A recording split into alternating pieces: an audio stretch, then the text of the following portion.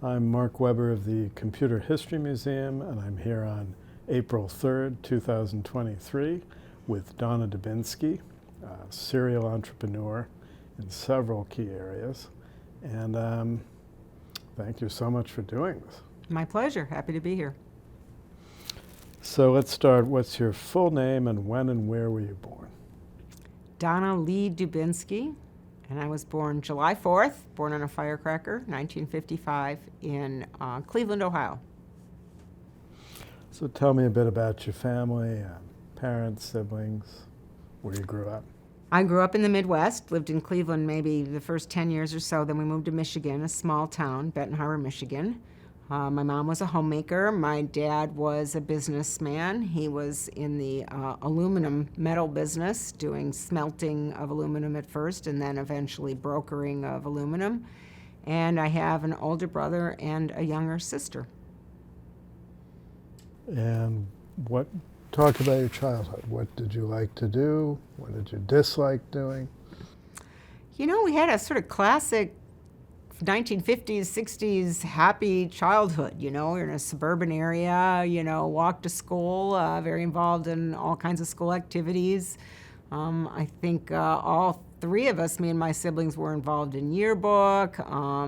We were never very much into sports or things, but, more whether it was theater or yearbook or things like that. Went to a pretty poor school in high school, so kind of didn't have a lot of high-level academics for us, so I ended up going to a junior college nearby for my senior year because there was nothing really left at the high school for me to take. And then they went out on strike, so I stopped going to school altogether, and I ended up working my senior year. In fact, I used to say that I didn't have enough credits to actually get a high school degree, but they gave me one in the end. But it was I'd say, kind of lower middle class area with not the best school system. So I didn't walk into college very prepared. And you talked to Andrea Butter, piloting Palm, about security guards in the school and multiple shifts. Tell me about that. Well, it was a rough school for sure. There was a lot of tough kids there, so there were definitely guards. It was overcrowded, so they had half the school went from 7 to 12 and half the school from 1 to 5, something like that. So it was really a classic, urban school, struggling with resources, struggling with meeting the needs of the kids in the community. But this was in Michigan, in the fairly small town, but yeah, one of the main schools. Benton Harbor, Michigan. It was Benton Harbor High School, the public school. I was in the marching band. Was very involved in that kind of a thing and school spirit, but it was definitely not a superior level of academic preparation, I guess is the way to say it. And any teachers that stand out in your mind? Not really. I remember doing a lot of independent study and sitting in the back of the room and working on other things because I just was not in the norm. I mean, I had people in my classes who couldn't read, literally, in junior high and in high school, so it was quite a range of capabilities. And you liked reading from fairly early on? Oh, I was a big reader. I remember reading like Charles Dickens novels in middle school or something. I mean, I just loved, curling up with a book and did a lot of reading. And what were your favorite subjects? I was drawn to the social sciences and the arts and liberal arts sort of things, though I really don't feel I was exposed to the sciences at all. And I've always thought that if I had been exposed to them, that I would have taken to them and maybe been a scientist or an engineer. I love the logic of it. I love the discovery. I love everything I learned about it. But I knew nothing about that as I was going through school. It wasn't made available to me. And literally when, in my day, like in junior high, the boys took wood shop and the girls took home ec. So I was in home ec. I learned nothing about tools. I learned nothing about problem solving, those sorts of things. It was like we learned how to, make pizza. So it was very much a gender typed system at the time, and I had no idea, I didn't realize it at all, that there were whole vast areas of exploration that I was not getting exposed to. And what did you think you wanted to be? Well, I mean, I guess by the time I started thinking about it was maybe more college than high school. I don't think I had a lot of thoughts about it that early, but I started thinking, I'm a liberal arts person. The thing you do is go to law school. That was the track. It was the thing that you did if you were kind of a history, English person, not a technical person. And I think I started assuming that I would go to law school. And then you worked in a sewing store that gave... Yeah, well, this is when I was in high school and the college shut down. I went to work full time, and I worked in this store called Twin City Embroidery, which made awards and bowling shirts and embroidered things. It was sort of a customizing thing. I did a lot of, hard pressing ribbons for events and help bowling teams pick out their bowling shirts, and it was actually a pretty great experience for such a young person to be working in a business where you could see all aspects of the business. You could see it from the materials coming in the door to the production system to the sales process. You just saw the whole thing in one place. So that got you interested in the idea, or your father was also? Well, my father was a businessman too, and I always enjoyed hearing about it. I remember asking him questions about it. I remember visiting his plant. He worked in a plant at first until he went out on his own, and I remember visiting it. So I do think that had an impact on me on being sort of interested in the business world as well. And I mean, metals gets into some technical things, so you were exposed to that. Yes, to some extent, though he was more on the sales and side. He was actually a buyer, so he would buy raw material and then it would go into the plant. So he wasn't so much on the technical side, my dad. He was much more on the business side. He was an MBA. And what, if you want to answer, what values were you raised with? Politics, religion? Did these play a big part in your family? Yes, I was raised Jewish and continue to be practicing. My family is Jewish, and I think it did have a big impact on me in terms of dedication to, values of equality and values of fairness and all sorts of things like that. We were active in our local synagogue when I grew up, and my parents were big believers in being generous and serving and participating in a community, and we grew up with those kinds of values. And politically? Politically, they were Democrats. My mother even became active in a local campaign, I remember once, and I think that, we weren't super active, but, basically participants. We were participants. And you were bat mitzvah then? I'm sorry? Did you have a bat mitzvah? Oh, yes, I definitely had a bat mitzvah. So the synagogue was an important Synagogue was an important life. part of our life. It was a lot of our community. It was a very small Jewish community, maybe 200 families.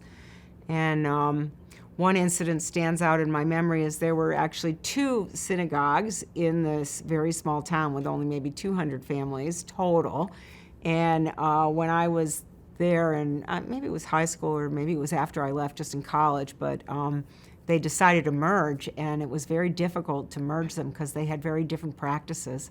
And I remember my father telling me this story. He became a part of the merger community. There were the committee. There were 3 from each side who got together, and they decided that rather than having an up or down vote of saying, yes, we want this, or rather than having a vote on each individual piece, we're going to do this, we're going to do this, we're going to do this, we're going to do this, they decided to have an up or down vote on the whole package. So this group of 6 men, at the time, of course, 6 men negotiated this merger package, and then they presented it to both communities, and you didn't get to pick it apart. You didn't get to pick this piece, or this piece, because they never would have gotten it done, because this one wanted a choir, and this one wanted an organ, and this one wanted girls to get bat mitzvah, and this one didn't, and you had all of these complications. And instead, they did it up or down. And I've taken that lesson with me in other things where I've said, okay, you need a small group of wise people when you have complicated issues like this. They need to work it out. And then everybody else has to accept those compromises, and you have to figure out a way to sell them on that. And it worked. It worked. And that was conservative or reform? Well, one was conservative, one was reform. So Oh, they wow. merged into the conservative movement. That's a tough one. Let's see. And I'm assuming computing came later, unless you had some early experience. I did have a little bit of early experience with computing, which was that year I went to the junior college rather than went to my high school. They had a beginning programming class, and I took programming. It was basic. It was on punch cards. So we had little punch card machines, and we would punch up our programs. Then we'd bundle up our punch cards, and they would get sent to the place that actually had a computer to run them. And then you'd get them back a week later, wrapped up in your printout. And goodness, God forbid you made a mistake in a syntax error with a comma in the wrong place and the program failed. You have to fix one punch card, send it back, get it back a week later. But I think it was actually quite formative for me that I had that experience, because then when I later saw a personal computer, I got it instantly. This idea of being able to interact with that tool right there, as opposed to make these cards and send them away and wait a week to get a response. It was obvious to me the difference. So I do think that early computing, that early programming class had an impact on me. It also gave me a basic understanding of programming, what it is. Not that I could program now, but that I got the basic idea. And so that was a course you chose at the junior college. Yes, and certainly was not offered in my high school, so it was a question of being in the college, yeah. And that was what would have been your senior year then? Yes. Okay. And so how did you decide to apply to Yale then? You know, it was terribly random. I mean, I assumed I would go to the University of Michigan.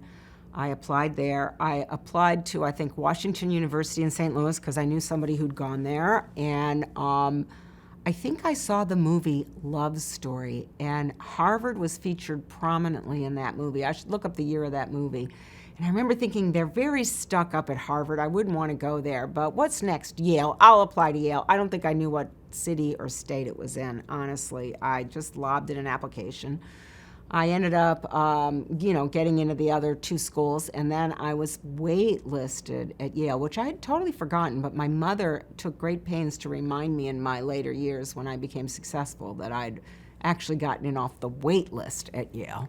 But I got in, before the year started and said, oh, what the heck, Yale, I'll go. So it wasn't, it isn't like today where these kids do this research and these college tours and all of this thinking about it. It was really quite casual at the time. And your parents had gone to college? My father had gone to college. My mother had not gone to college. My mother wanted to go to college. My mother was actually offered a full scholarship to college, but she was fourth in her family of 10 children.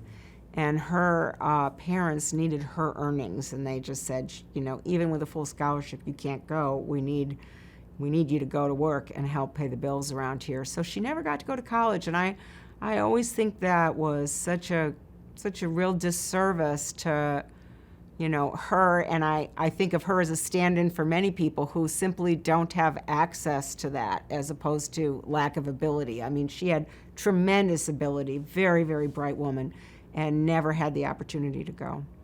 But her parents were immigrants, or her grandparents then? Her parents were immigrants, both of them. And in my father's case, his father was an immigrant and not his mother, but his mother's parents were immigrants. So both sides, they were pretty much immigrants.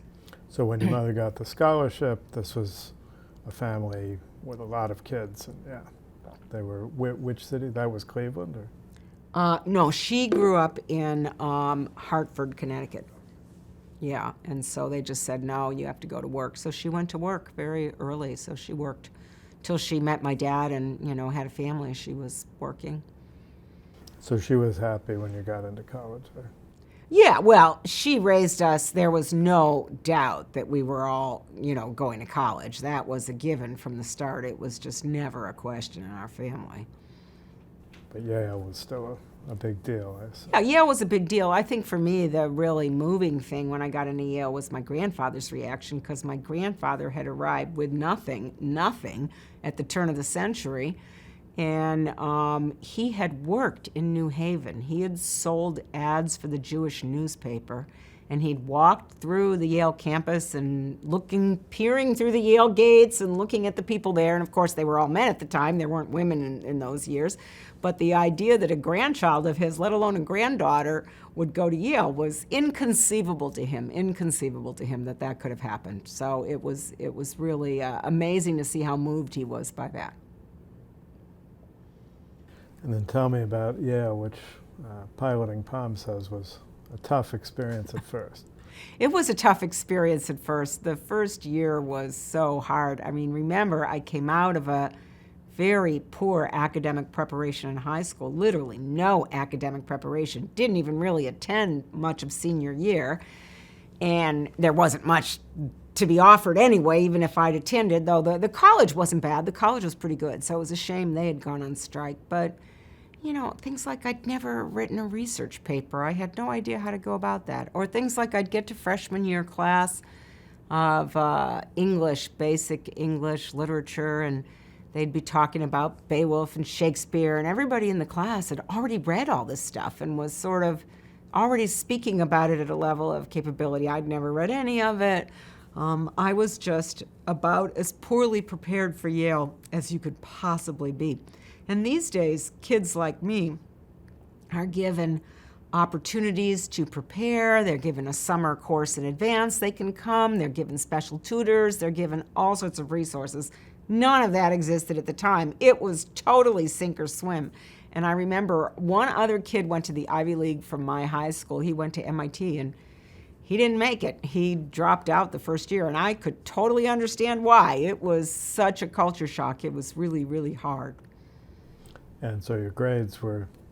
Oh, my grades were terrible in the beginning. It was just, I couldn't believe it. I had been a straight A student. Here I was getting C's and not doing well at all. It took a lot of grit to sort of get out of that and start to get to the point where I felt like I belonged there. Were there any professors or mentors that kind of helped you through that? Or? Well, I remember this one professor freshman year who helped teach me to write. He was quite good, my English professor. I actually looked him up a few years ago and wrote him a note and thanked him, which I think made his day. But, he would, I'd never learned to write at all, and he would take my papers and he would just circle, this was a mistake, this was a mistake, this could be better, whatever, but he didn't tell me why. He just would turn it back to me. Then I'd have to figure out, why did he circle that thing, and try to fix it. And then he would correct what still needed fixing and send it back to me, and I would continue to write the same paper, 4 or 5 times until it met his satisfaction. And that helped me learn to write. It was like, oh my gosh, I get it. That's how I learned it. If he would have just told me the mistakes, I don't think I would have learned it as well. So, and it got easier, second year, third year? Yeah, it got better and better. I mean, as I got more comfortable and I started understanding, the routine, and I started learning to write and to research and all those things. But, I wouldn't say it was ever easy for me. It was definitely, I had to strive in order to achieve. And piloting Palm said you didn't feel that you fit in until you, I guess, moved off campus later in your... So in what way? How did you, academically, or were there other ways? Well, I think there was a little bit socially. I used to feel like people came right off the Mayflower and went to Yale, It was, being Jewish, being from the Midwest. There were a lot of prep school kids there. There was a lot about secret societies. There were this very heavy dose of sort of elitism. It's still, women were still relatively new, so, not that many women. Everything about me was a bit of a different thing. I found my own group, and I still have to this day. Some of my closest friends are the people I connected with that year. So as I finally found my own group, I felt more comfortable. But it definitely felt like a alien world to me. And when did Yale go co-ed? I was in about, I would say, the 6th or 7th graduating class, but the first few classes were transfer students. So I'd say I was in maybe the 3rd or 4th full year class that was accepted. And so there were still fewer women, or they brought it Yeah, up no, when I close came to- in, we were maybe 20% women, and then of course, by the time I left, it was more, 30, 35%, and now it's 50%. So it took a few years to, get it up to parity. I mean, I went to Brown. I confess I don't know that much about Yale, but in the my impression is it was very sort of socially conservative. I don't mean politically, but it was not, there wasn't much counterculture influence there, or am I wrong? Brown, there was a lot. Oh, Brown, there was definitely always more counterculture, I think. Yeah, maybe less at Yale. But, there were, you find your own people, right? You find your own people. But it was more Ivy League than 70s in some ways. Yeah. And did you have any computing exposure there? At Yale, I do believe I took a programming class at Yale, now that I recall. So I did do a basic programming class. I think I looked up my transcript within the last few years and saw that I got an A. I was quite proud of that. But I never pursued it extensively, and I took no engineering, and I took no sciences. It was, the pendulum of whether there's requirements or not has gone back and forth, and I was there during the period of, no requirements at all, do your own thing. It was, Okay. So 70s. like Brown, yeah. Yeah, a little bit like that. But I mean, no so, requirements was a new thing at the time. Yes. Oh, right. This went from very rigid, this many credits of this many credits of that. Now it's back to, I think, more of a compromise. But, and so I was kind of scared of science. I'd never taken basic bio. I'd never taken basic chem. I'd never taken any of this stuff because I didn't have a high school experience, like I said. I'd taken only the very basic in math, nothing beyond it. I'd never taken calculus, so just algebra. So I was, honest to goodness, scared of all of those fields. So I stuck to, I got very enamored with economics, which I'd never heard of and fell in love with. Got very enamored with art history, which I'd never heard of and fell in love with. So I got into the social sciences and the arts much more. And I think the programming class, probably from that junior high experience or the high school experience, was probably the only thing that I even really dabbled with that got anywhere near the sciences. And you majored in history then? I majored in history, and we didn't really have official minors, but I did a lot of economics was my other one. And what sort of history, or you took a variety of courses? It was funny. I liked ancient history and modern history. And for some reason, the stuff in between didn't interest me. I had no interest in the Middle Ages. But, if you wanted to talk about the ancient world, I was totally fascinated, took a lot of courses in that. And then modern diplomatic and political history, 20th century stuff, I took a lot of that. And what did you think you wanted to be? Or what did you want to be? Well, that was the time where I was kind of assuming I would be a lawyer, that was what people did with my background, is went into law.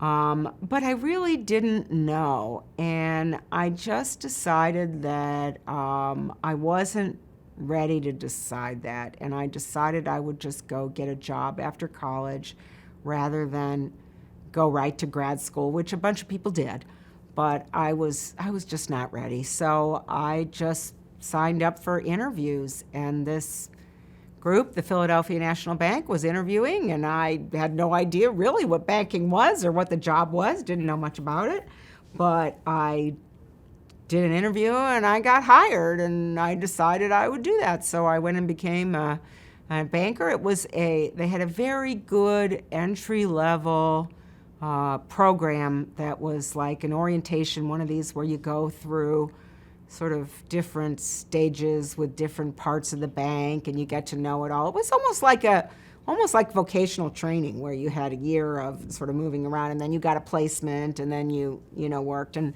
I really had an excellent experience doing that. That was a major formative event for me, was that first job.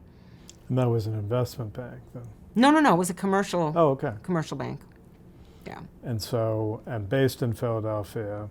Right. And so you sort of experienced business for the first time. Yes, it was my first time really having experience of, real business as opposed to the embroidery shop or whatever. I mean, that I was really in a big business and trying to understand the money system and how lending worked. I mean, I used to work on loans, present them to the loan committee, analyze credits, go out and visit customers, see how they were running their business. And what happened to me was I got appointed just randomly. I just got so lucky. I was in groups with just great bosses, and I got assigned in my first assignment to this group called Regulated Industries was the name of it, which sounds terrible, but it happened to cover the cable television industry, which had just started, just the very beginning of the cable TV business. At that point, it was all about reception. It wasn't about programming. And it was all these rural areas that couldn't get TV reception, so they would create a head end and they would beam in through the satellite TV, and then on cables they would deliver it to your house, and suddenly people got reception that they could never get before. And it was a very interesting business. I became kind of our representative to the cable TV business and started financing cable TV companies. And it was an interesting business because it was very heavy capital up front, but then it was very strong cash flow. So they had a lot of depreciation, which made them look like they had losses, but they had fantastic cash flow. So a lot of bankers wouldn't lend to them, or would lend to them at very, very high rates. And as a specialty, I started to understand this business. I would go to the conventions, I met a lot of the people, and so I got to the point where I could build sort of a very lucrative portfolio for the bank of very strong credits at what was a high rate relative to our other credits, and was very successful. In fact, I became the youngest commercial lending officer appointment in the history of the bank. I mean, I was just really thriving there. I was doing very well. So, Marguerite and Chris Freilich and I interviewed Comcast people. So those are probably some of the ones you were well, at that time, all the cable TV systems were little mom and pop shops that were just like in each town had their own cable TV system. Eventually, Comcast came in and bought a bunch and consolidated the industry, and it became a bunch of big systems. But this was the early years when people were literally laying cable in a town. I toured so many cable plants and looking at cables on poles. It was terrible. I just remember being carsick. And so it was really in the formative stages of the industry. Yeah. And I think it's what got me hooked on being an entrepreneur, honestly, because I was working with entrepreneurs and I saw them building their own business, running their own show, creating something, and I sat there at the bank and I was enjoying it. I was prospering, I was doing great, but I looked at what they were doing and I said, I want to do that more. Not necessarily cable TV, but I want to be building a business. I want to run a business. That really looks cool to me. Do you remember any of the companies that particularly stuck in your mind that you lent to? I don't remember the names of them. Like I say, they were all little mom and pop shops, but I do remember one interesting story, which was I had a guy I was trying to give a loan to in, rural Pennsylvania, and I had been wooing him like crazy. I'd visited him multiple times. I'd done all this analysis. I'd presented in a loan committee. I mean, he was really my credit. I'd brought it in. I'd sold it. I was very proud of this. And he was currently getting a shitty deal from his current bank. He was like at Prime Plus 4 or something. And so was Toronto Dominion Bank. I remember this. And I just thought, that's crazy. I can give him Prime Plus 2, still be one of the best assets in my bank. But he was a very good credit. I mean, it was absolutely no problem, lots of cash flow. So anyway, I made him this offer, and he was like on the verge of accepting this, and he goes to his bank, and his bank matched my deal. And I remember I was so furious. I wanted to get in the car and drive to that guy, and I said, I want him to tell me to my face that he's not taking my deal, even though I got him that deal. I got him that deal, and I'm not getting the business. I was furious. And I remember my boss at the time said, no, don't go. That's a wasted day. It's not worth your time. And honestly, I forever regretted that I took that advice. And I think it's stuck with me in terms of saying, go with your gut. And if he'd told me no, fine. But at least I would have felt I did everything. And the fact that I did not go and say, you tell me to my face, you're not taking my deal when I just got you that deal, really, I regret that I didn't do that. Funny story. But could you have offered him you could have shaved more off, or that was it? It was about the... No, that was it. It was more, I wasn't going to keep doing that to just have his bank match him. True, you would have, yeah. He really, it wasn't right. His bank was screwing him, and he didn't, factor that in. And I thought, okay, But look, that's a good hard lesson from business, and that's how competition works. And, you got to be always factoring in what are the possibilities here, and how do I take them into account, and what can I do to make sure I get this business. That's the name of the game. So then why did you... That's when you started thinking about an MBA, right? Yes, well, I was enjoying it so much, but I really wanted to be the entrepreneur. And so I said, okay, I need to go back to business school in order to get more background to be able to go and be on the entrepreneurial side, because I just, all I know about is banking, and they know how to run companies. I have no idea how to run a company, so I need to go get an MBA so I can learn how to do that. So that's why I went to business school. And so you applied, presumably Harvard was the first choice, or did you apply to many? Or? I don't even remember. But Harvard was my first choice. I got in, so I went. One of my closest friends from college also got in the same year, so we roomed together, so that worked out. So tell me about that. And then... Yeah, Harvard Business School was tough, too. First of all, it was extremely competitive, and I was not used to that degree of competition. At the time, I think they've changed it, but at the time, they graded on a curve, and the top 5% got academic distinction of some sort, and the bottom 5% were just flunked out. And it was called hitting the screen. If you hit the screen, you were flunked out. And it was a percentage basis, so it didn't matter if everybody in the top 5% was good. So it created this competitive environment, but I like to say 10% of the class was competing for the top 5%.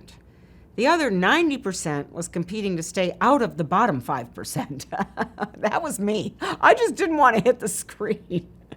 So it was competitive, but you had these study groups, and the study groups supported each other, and it was a very dynamic environment. It was, you were graded on class participation, so people were eager to talk over each other, to make, kind of crazy statements and be provocative so that you could be challenging each other. It was this very dynamic environment of sort of dialogue. So I learned a lot from that.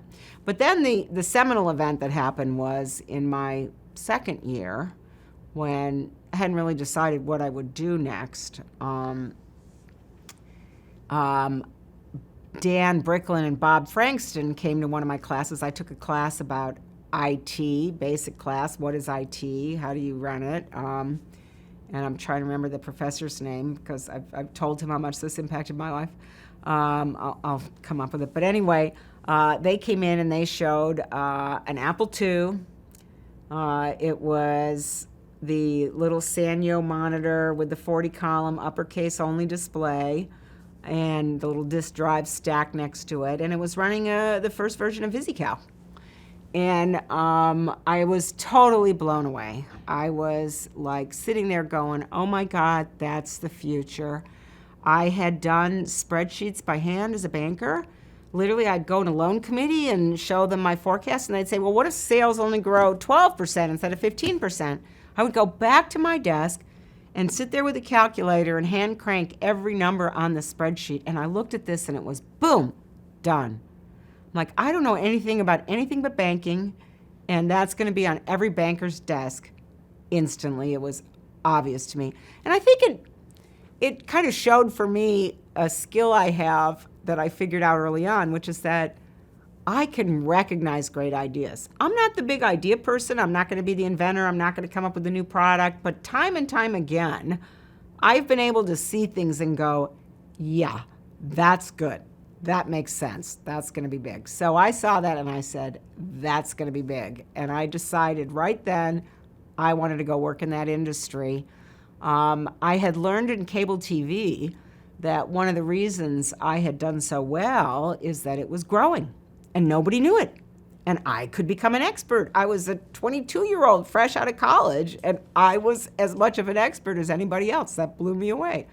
And I knew what gave me that opportunity was growth, because anything that'd been around a while, oil and gas, there were experts. They all knew it. There was no way to, you'd have to work your way up slowly. So I was looking for growth. That's what all I was targeting. It wasn't that computers was my passion. It's that growth was my passion. And I saw this thing and I understood it. I got it right away. And I said, I want to go for that. What I didn't get, because I knew nothing about it whatsoever, is the difference between hardware and software. And I didn't get it was really VisiCalc that was doing that for me, which I'm kind of glad I didn't get, because personal software didn't end up succeeding if I'd tried to go work for personal software, which was VisiCalc, right? But you might have worked for Lotus. Might have worked for Lotus, might have done that. But I saw that Apple logo, and Apple was just going public. So that was the same time Apple was in the headlines. They were going public. And I just thought, that's it. I got to go work for Apple. It was obvious to me. So you didn't think about personal software or software in general, and why not cable? I mean, why not go back into the cable industry? I just thought that was over. It's like, that's done. That's declared. We know what's going to happen there. All these big guys are going to buy up these little guys. That's not interesting to me anymore. It wasn't quite done, but it was pretty well clear what was going to happen. They were just going to be these big cable systems. I mean, I don't think I'd thought about content yet and what was going to happen on the content side. That was way early for that. But, in terms of, the industry structure, it wasn't that interesting. Whereas this whole new thing, it was really interesting. So Apple came to campus to interview.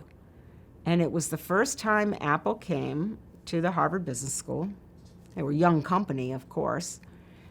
And they had what was called a closed interview process, where you had to apply to get an interview slot. So I applied for an interview slot, and I was turned down, which made sense. You look at my resume, no technology, no engineering. I think one programming class, as I said, no real thing to stand up for me relative to, what they were.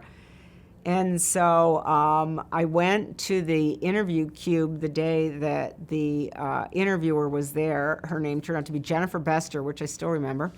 And I showed up first thing in the morning, and I said, I'm here to talk to you today. And she said, are you on my schedule? I said, no, I couldn't get on your schedule, but I've got all day.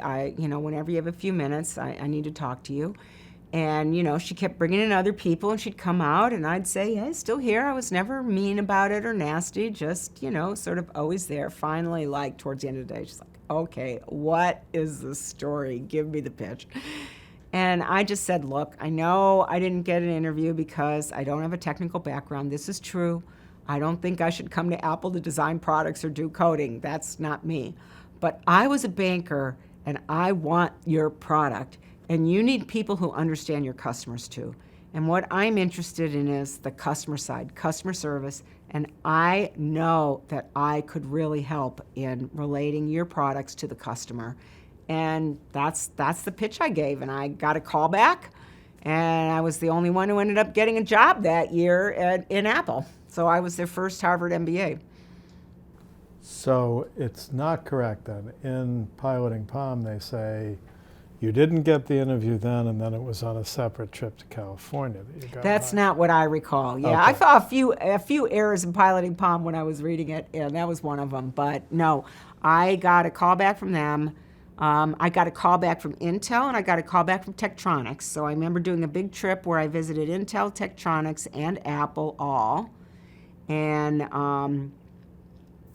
or maybe that's not quite right. Maybe I got a call back from Intel and Tektronix. And then I said, I'm going to be in California. How about if I come by and interview? That's what happened. So then they agreed to see me in California, and then I got the offer. But you did manage to talk to the recruiter on campus. Oh, yes. Yeah. Okay. Yeah, I did talk to her there. And so presumably that's what led to you getting Yes. an interview No, later. absolutely. Yeah. But you were also, who else were you applying to? You're saying, obviously, Intel and Tektronix. Intel and Tektronix. And they were all coming to I the was campus. interested in tech. They all came to campus. In Intel, I was interviewing for like a finance job. As a banker, that was logical. Tektronix, I think it might have been more in operations or some kind of operations thing. I can't remember. Okay. Oh, and I did want to ask, so as a woman in the banking world, was that unusual? Were there a fair number? It was all pretty unusual then, I would say, being a woman in any kind of professional field. We're talking a long time ago. So, it was definitely not unusual in the lower levels, but in the more senior levels, it certainly was unusual. So when you became the lender, you were one of the few women in that role. You were yes. the youngest and the only woman. Yes, absolutely. And how about, I'm assuming there were very few people of color, There were some. In fact, I remember one of my close colleagues was African American, who was a commercial lending officer. So there were some. I think they were doing better on that, very racially mixed city in Philadelphia. So there were some people of color, but there were, I would say, fewer women in leadership roles. Junior roles, yes, certainly plenty of secretaries, but not so much in leadership roles. And that's the period there was starting to be some equal opportunity. Companies were beginning to pay some attention to diversity. They hired people like me. I guess they were thinking they better do some of that. But how about Harvard Business School? Harvard Business School maybe was 20-25% women at the time. It wasn't a big percentage. So similar to Yale. Yeah. Undergrad. Right. So did you feel isolated that way, or 20%? Yeah, not so much at Harvard. I think at Harvard I felt more comfortable. At that point, I'd been very successful for a few years. I had more self-confidence. As a banker, I walked in knowing a certain part of the world. In fact, I remember that I got the best grade in my beginning accounting class, and I was not a CPA, and there were CPAs in the class. So I remember I walked in having, some accomplishment and some confidence. Now, there were things I knew nothing about, marketing, production, all the other classes. I had a lot to learn as well, but at least I had a base. I had something that I could walk in with. I think if I'd gone directly from college, I would not have succeeded as much. I think those couple of years at the bank were critical to my success. An early career success, a great boss, gave me lots of opportunity, lots of support. That was huge for me. And were most of the other students had some work experience? Most did, though. There was still maybe 20-25% who came right from college into the class, but I'd say more than the majority had some experience. But banking's particularly relevant. Money is pretty important. That's how the whole system works, right? Yeah. So then you went to Apple, got yourself an interview. Well, you did a whole West Coast tour. Yeah. But were you still? So this was after you had graduated, or before? No, before I graduated, when I was trying to get my job. Right. In the spring. What was I going to do next? I got the job at Apple. What was funny about the job at Apple is because I made this big pitch of I understand your customers, so you need me in customer service, not realizing that the whole distribution mechanism was through a channel partner, and that they actually had nothing to do with the customers at the time. They sold to dealers who sold to customers. So I ended up in the organization that supported the dealers, which was more about distribution and order processing and forecasting and warehousing and all sorts of things, and had nothing to do with the actual end customer. So that was kind of funny that was my pitch, but it didn't end up being what I was actually working on. Yeah, you were thinking it'd be going in with the client and Yeah. sort of technical pre-sales or something. Exactly. Yeah. And I think what I found later was mainly what the marketing people did was that, but I wasn't in the marketing department. I was in the distribution department. I was in a logistics department. So how long were you there? Well, I was at Apple. No, but I mean, that role, did that evolve? Oh, yeah. So that role grew and grew. So I came in, I think my first title was customer support liaison. We were structured with 6 distribution centers. So the stuff would come from the factory, go to the distribution centers, and then get sold to the dealers. And I supported one part of the distribution center, the people who took the orders and processed the orders. So when they needed upgrades in the systems, or they needed information about what product was coming, or they needed policies on this thing or the other thing, I was their person back in Cupertino who would figure out what to do for these distribution centers. And then my role sort of grew and grew and grew as the company grew again. I went for growth. I got it. It was hyper growth. And more functions ended up getting put underneath me as I sort of developed. So I ended up with customer support, and I ended up with forecasting, and I ended up with, just more and more stuff ended up as a part of my brief. And I worked for Roy Weaver, and who was a fantastic boss. I've just been so lucky with my bosses through the years. And he just, gave me opportunity after opportunity. Whatever he could throw at me, he did. And so you joined Apple, what year roughly? I think it was 81. So yeah, that's the hyper growth. Oh yeah, incredible. Apple It was II like was taking off, and then the various, totally taking off. I mean, we just couldn't keep them in stock. We were growing like crazy. We were hiring like crazy. I mean, at any given time, half the people were less than a year old. You were an old timer by the time you were there 6 months. It was real madness, and we just didn't have, you couldn't go out and buy systems. You had to create your own IT system. You couldn't go out. You didn't have the sort of things that you could do today to build a company. So we were having to build the company literally brick by brick by brick, and suffered through a lot of pain as we did that. So roughly how many employees when you joined, and how many when Claris split off? I mean, then it was huge. Well, I was employee number 2588, so I know that very well, 2,500 employees, and many of those were in the factory. So in Cupertino, it was much less than that. So I don't have any idea how many it was by the time we left for Claris. Yeah. But I mean, But just it had grown hyper very, growth very through the whole fast. period. Yes, very fast. Did you happen to know Harvey Lateman? Apple II, I don't think so. one of the Engelbart team that went there. But you were mostly on Apple II or everything? I mean, this No, was, I was on everything because I was in a central support function. Everything that had to ship through me. and that and was so- mostly computers at that time. but Well, also it was disk drives and complicated. accessories Disk and- drives, monitors, accessories, software. I mean, we had a global supply chain even at the time. We brought in things from all over the world.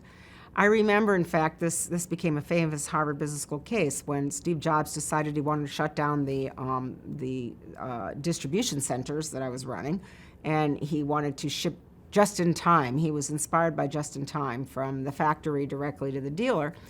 But the problem was that the dealers were all undercapitalized, and you had to assemble a saleable system from these different parts. So the CPU came from one place, the monitor came from one place, the disk drives came from one place, the software came from one place, and often you'd have to wait for all the pieces to go there. So if we shipped directly into the dealer and the dealer had to stage that, he'd have to pay for that. And there was no way dealers could support that. So what we did in the distribution centers is we would have it there for the dealer, quick turnaround. So dealer makes an order, backfill from our distribution center. He had the velocity on the funds, going through his dealership, And we were backstopping him, and that all was going to fall apart if Steve got what he wanted, which was to eliminate the distribution centers. And I just said, it is impossible. We don't have a strong enough dealer network to do that. They can't store the stuff. And Oh, they that's... backed down. No. Oh, well, it was this. So there's this big case about this Donna Dubinsky and Apple Computer with me battling it out with Steve Jobs, and him kind of demanding that we do better distribution and so on. And really, it was all a smokescreen because he had shipped the Mac and it wasn't successful, and he was looking for reasons why it wasn't successful, because the Apple II, we were busy shipping the Apple II, man. It was like this was a distraction. We had tons of Apple IIs to ship. And in the end of the day, Steve left. So it was quite a kind of surprise ending to the case. It's fun when I see it taught because they assume I'm going to get fired by the end of it, and instead Steve leaves. It's not logical. He got fired. He fired himself. I mean, he left, but. And so it was mostly Apple II. I mean, 2GS was a little later, right? Yeah. Well, a lot of those things were later. 2C, 2GS. I mean, we went through the Apple III. The Apple III was not a very successful product. One of the first things I did in distribution at Apple was ran the Apple III recall program, because there was a fatal flaw in the Apple III, so we had to replace them all.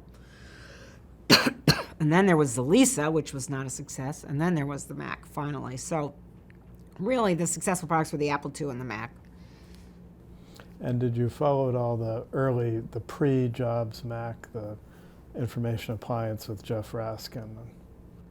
I was not involved on the development side at all. I mean, it was me that got involved once they were ready to ship something. In fact, I remember a meeting with one of the marketing people in the Mac division where he got up and he assembled a bunch of us that were going to have to be, doing the logistics of the product launch. And he said, I just want to tell you guys, he drew on one side a stick figure. Here's a bunch of stick figures. Here's us in the Mac division. We're so excited because we've created the best product like in the history of the world. Then a bunch of stick figures over here. And here's the customers. They're going to be so excited because they're like going to get the best product in the history of the world. And he drew a line and says, and I feel so sorry for you guys in the middle. You're the ones that have to just like do the schlep work of getting it from here to there. It was like we were just, the truckers, having to, it was funny how much he looked down on us, I can remember him standing there at that board and I'm like, we think what we're doing is important too. So. And so who were your bosses first you talked about, and then? Yeah, Roy Weaver was my boss, and then eventually Bill Campbell was my boss, which became important later because we left and formed Claris, so I went to work for him. But he was my boss's boss for that first period. So eventually you moved under him, and what was your title at that point when you? Well, Bill started Claris, which is a software subsidiary of Apple, and this was mid-'80s, whenever that was, and I had really enjoyed working for Bill. I wanted to go work for Bill, and I wanted to do a startup. But at Apple, sorry. He was Yeah. your boss's boss at Apple. At Apple. Then what? Okay. Then he went to create Claris, and Claris was going to be a spin-off of Apple. I have a history of unsuccessful spin-offs, so this was one of them. And the idea was we, the employees of Claris, would own 20%, Apple would own 80%. It would be successful. Apple would spin off 80% to the public, and we'd be an independent company. So that was the structure. So Bill was assembling a team, and he asked me, would I come be head of operations? And I said, I'd like to come work for Claris, but I don't really want to do operations anymore. I'd been doing that for him, so that's what he associated with me. I said, I'd really like to do something in international, so I'd like to set up the international business. And he said, okay, I haven't thought about that at all, sure. So I became VP of International. I went to Claris and the founding executive team and helped, literally from day one, help create Claris, which ended up being, very successful as well. Now, I was a contractor at Apple on testing McDraw 2 when Claris was about to split off. And my recollection is that would have been late '87 that it actually split, or was it already? Well, it existence. operated as a subsidiary of Apple with this, we owned 20% and Apple 80%. So it was always a part of Apple, and then Apple reneged on spinning it off. I think it became successful enough, and it became clear to us what we needed to do was not just produce software for Macs, but produce software for PCs, and that's when they decided it wasn't a good idea to spin it off. So they bought back our 20%, and most of us left. So it never left Apple, basically. It was always a part of Apple. But 87 is about when it actually was established, right? I thought it was earlier Was than it that, but before I that? could Okay. be confused about the No, dates. but I may be just thinking of when something happened within its development. But it was about 4 years that it was independent, right? Before Apple pulled it Quasi-independent. back. Quasi-independent. Okay. But Yeah. did you feel, and I wondered about this with the later experiences, I mean, when you were there, did it feel like its own company? Did it Oh, feel yeah, it definitely felt like its own company. I mean, we inherited these old products, Mac Write, Mac Draw, Mac Paint. They hadn't been, upgraded in quite a while. We had to put together an engineering team to upgrade them. I started out running international by selling through the Apple subsidiaries. That's who was selling the software now, and so they were my distributors, and they just did a terrible job. They would just ignore it. They didn't invest in it. They were interested in moving hardware. These little software products were not that interesting to them. And I'll never forget when Bill Campbell, I went to him complaining about this country or this office or this subsidiary or whatever, was just beating my head against the wall. And he looked at me and he said, "Look, we just have to go do it ourselves. We got to pull it out and do it ourselves." I'm like, the thought had never dawned on me to do it ourselves. I mean, that was like, wow, you're kidding. No, go set up distribution. We still had to go through distribution, but there were specialized software distributors who all they did was invest in software and knew how to localize software, knew how to promote software, and cared deeply about selling software. And so I said, okay. So I went around the world and signed up a network of software distributors all over the world, and it was extremely successful. We went from our international business being, 20% of Claris to 50% of Claris because we were one of the leading pieces of software on the Mac in all these countries. And as soon as you got it in the hands of somebody who wanted to invest in it and sell it, it did well. So you went direct to the distributors in each country. Yes. And who were you cutting out then, or bypassing? Apple. So Apple France. So instead of selling to Apple France and having Apple France sell it to the retail stores, we would sell it to, ABC company who would sell it to the retail stores. So we still weren't selling directly to the retail stores. But that distributor, that was their business. They distributed software products. And I went around looking for people who were in that business. And who did not distribute hardware. Right. Did not distribute hardware and hopefully did not have direct conflicts with us with other software. So that was harder. So you had to find companies that were in a different type of software so that they weren't selling a product that competed with Mac Draw. And were you received as really an independent company or part of Apple? How did they perceive you? They perceived us as independent. We had a different name, Claris. We had different business cards. We had a different management structure. Yeah. We were perceived, and we were making our own decisions. The local Apple France didn't get to vote on which distributor we picked. We picked them. Right.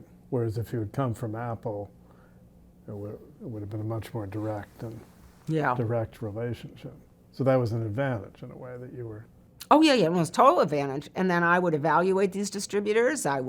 If they weren't succeeding, I would terminate them. I'd get a new distributor. I mean, I was very much, running a business there with these distribution partners. I would have conferences. I'd bring all the distributors together. We would do trainings for them. We provided them with materials. I mean, we had a whole business that was Claris International. And had you traveled much before this? Or? I traveled some. I'd always had the travel bug. That was one reason I wanted to be an international, but boy, did I travel a lot those few years. I would say to the point where I kind of got it out of my system a little bit. I mean, I still love to travel, but boy, that was intense. So many, many weeks out of the year. Yeah, many weeks, all over the world. I'd go to Asia, I'd go to Europe. I mean, had a big business in Japan. I was very successful in Japan. I mean, there were certain markets that we were more successful in, and so I would spend a lot of time there. And were you managing fewer or more people there than you had at Apple at the beginning? Well, I had sort of a small group of people who were supporting the whole distributor network, and so yeah, I had a group. I can't remember how big it was, but I had a group of people that I was managing to do that. But I mean, it was not as a role. It was not a big leap in sort of the number of people you're managing. It was more about very different role. Yeah, it was a pretty different role, right? And more interesting. Oh, it was. Less. Yeah. Oh, I think they were both interesting in different ways. But then, I mean, as I was accumulating these experiences, there were all, the first one was logistics, and there's really the international one was sales and marketing and business development. And this is why, sort of, as we get to the story later, I ended up deciding to be a CEO, because really I'd covered off a lot of different functions and seen a lot about how they integrate with each other. No, but I wonder, why did you ask to do international rather than head operations at Claris? Oh, I think I wanted to travel, and I was interested in other countries. I had done a couple of, international trips when I was young that had influence on me. I'd studied French. I think it was really about just wanting to do the travel. I was young. And so that was approximately 4 years, and then Claris got pulled back into Apple. So right, how did and that then I feel? left. Oh, it was so sad. I mean, it wasn't what we were working for, and we had a team that we just loved, and all of us loved working for Bill, and it was very sad when it got, basically the plug got pulled on the whole idea. The whole idea was to spin it off, that we were to be successful and spin it off, and then we were successful, and then they didn't spin it off. It was a little bit confounding. So the idea was it would be truly spun off as independent. Right. Your stock would have become Claris stock as when it had its IPO. Right. Okay. And then it just got sucked back in. Right. But they had to buy back our 20%. So I made some money. It was the first time I made any real money in my life. And my team all made money, all the executives. And I like to say all the guys went out and bought themselves a sports car. And I decided that I would buy myself a year in France, because that was really what I wanted to do. So I picked up and I moved to France for a year. I took a year off, spent my money just enjoying myself for a year, studied French, really wanted to work on having a language skill, lived in an apartment in France, traveled all over, and really had a marvelous year. So I like to say I went from Claris to Paris. And you were in Paris. And you've told me other times about seeing Minitel, I think, in that period. Yes, that had a huge influence on me. I had rented an apartment, and it had this box there, and I couldn't figure out what it did. And I'd heard about Minitel, but it had an acoustic coupler. I had no idea how to use this thing. And I kept staring at it. Every now and then I'd try something with it. And the guy whose apartment it was, he had a whole manual for how to use everything in the apartment, the stove, the air conditioning, whatever. Not a word about this thing. And I'm like, had nothing about the Minitel. So literally one day I was on the subway, and I was studying French so I could read the French on the subway, okay? And there was a billboard, how to use the Minitel. I'm like, oh my God, this is great. And I sat there and I read this billboard, and I was like, I get it. What I had missed was this idea that you dial in, you get the dial tone, and then you hook up the acoustic coupler. I had missed that altogether. I got that from the billboard, and boom, I was on Minitel. So I'm playing with this Minitel. I'm getting, learning how to buy train tickets on the train system, and I'm buying old fax machines from people in the equivalent of a flea market, and there was just all these different things, and that was Annuaire Electronique. Phone book. The phone book. Thanks. I was I knew it in French, right? And so I was doing all these things online, and then one day, I don't know how, I talked to the guy who was apartment it was, and Oh no, I had gone into my office. My old office at Claris, I was very friendly with the people there, and I agreed to do language exchange. So I would go out once a week, and I would speak English with anybody who wanted to come in and practice English, and then somebody would have to speak French with me for an hour, whatever. That was our exchange. And so I was out there, and I was telling them this story about how I'd cracked the Minitel, and they were like, "Donna, do you know that costs money?" And I'm like, "It costs money?" And they said, "Yes, every time you're using it, you're racking up a fee." And I'm like, "Oh my God, I had no idea." So I had to like confess to the guy who'd rented me the apartment, "Oh, I'm so sorry, but I've racked up a bunch of Minitel fees. You know, feel free to let me know how much it is. I'll send you the money." And then I said, "But just let me ask you something. Why didn't you put it in your manual? You know, how was I supposed to know about the Minitel?" It's like, he says, "Believe me, everybody's thought that was a broken piece of equipment. Nobody until you ever even knew that was a Minitel." So it's like, I didn't expect anybody would ever have any idea. So it was very funny. So being out of the computer business, and had no problem with saying I'm going to crack the Minitel. So anyway, yeah. But it really influenced me because when I was later at Palm, I'll never forget the day a guy who worked for us showed me the World Wide Web for the first time. I saw one screen. It's kind of like I felt when I saw VisiCalc. It was the same thing. It's like, I get it. That's big. That's going to be huge. That's the real Minitel. That's what Minitel should be. You're going to get everything at your fingertips. And I just got it instantly as soon as I saw it. But I don't think without the Minitel experience that would have necessarily happened. Well, it showed it was really possible. Yeah. And I mean, the web team at CERN all used Minitel, so that was sort of a proof that you could connect a world. Yeah, and you got the sense as an average citizen of what the utility was. Literally, I was buying train tickets on it.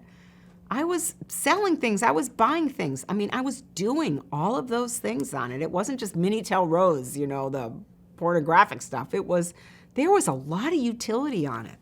But did you do any chat, social stuff on it or not really? I don't think so. I don't remember doing anything social. It was all kind of transactional. And how big was the bill that the guy got? Oh, I don't remember that. I just remember it was so funny that I had this Minitel bill. Yeah, there were a lot of stories for the kids racking up the huge bills for the parents and stuff. So then that was your year. And so I spent a year your studying daughter, French. Your daughter was born roughly in that period, or? Well, I adopted her, so I adopted her Okay. later. So. Okay. Yeah. That was 1991. And I stayed exactly a year to the day. I came home the day my airplane ticket expired. I had to decide, am I staying? Am I going home? I was loving it. But, I got comfortable with conversational French, but you can't learn a language fluently at the age of 30, whatever I was. I mean, it was like, and I never felt like I was really me in French. I was somebody else. And so I think at the end of the day, I decided I needed to come home. And I spent a lot of time thinking about what do I want to do next. I'd enjoyed my year off, but I was ready to go back to work. And I literally did an exercise of a balance sheet. Strengths, weaknesses, what am I good at? What am I not good at? The whole works. And I decided I wanted to be a CEO. I just thought what I'm good at is putting a whole bunch of things together. I'm good at managing teams. I'm good at strategy. And I'm not good at any given function necessarily, but I'm good at seeing how the whole picture and how it fits it together. And I definitely had a weakness on the, R&D side and the product side. I was not a product person. I was a product appreciator, as I described, but I was not an inventor. And so I developed a very clear mission, which was I was going to come back. I wanted to be a CEO of a company that had a strong technical product founder, where I could partner with somebody to do all the things that person didn't want to do. And that became my mission, to come back and find that person quite specifically. And I came back, and the first place I went was to see Bill Campbell, because I knew anybody who was going to hire me, he was going to be their first call. What do you think of this person? So I went to him and I said, what are you going to say? Are you going to support me? Is it okay? Can I go be a CEO? I literally felt like I needed his permission, And he said, yes, I'll support you. And so I set out upon my quest to become a CEO. And you wanted an early stage company. Growth was important. Yes, I wanted an early stage company. I was back on my cable TV thing. I knew I could see the future. I knew when I saw that Apple II that desktop computing was going to be big. I wanted to figure out what was after desktop computing. That was already, obviously it was still growing and there were lots of ancillary businesses around it, but I was asking myself, what's next? And then I met Jeff Hawkins.